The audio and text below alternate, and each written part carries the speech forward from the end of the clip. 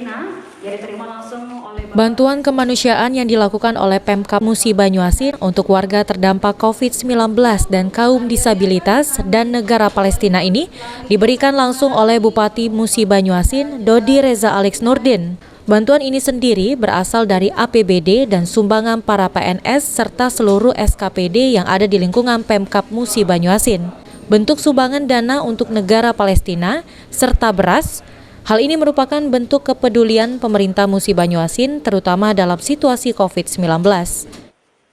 Mendampingi dari bantuan-bantuan sosial yang didanai oleh APBD, kami juga melakukan upaya untuk menggalang bantuan berbagi kepada masyarakat Musi Banyuasin. Dan juga seperti yang sudah kami janjikan, itu membantu rakyat perjuangan rakyat Palestina. Jumlah yang dibagikan pada hari ini adalah 750 juta untuk rakyat perjuangan rakyat Palestina dalam bentuk pembangunan rumah sakit dan membeli ambulan, dan 500 juta untuk dibagikan kepada warga masyarakat Musi Banyuasin yang terdampak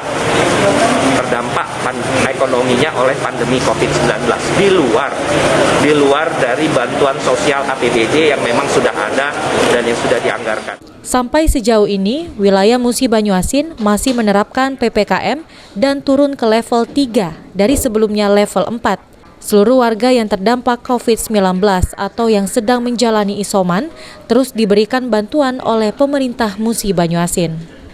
Ruzi Iskandar, PAL TV.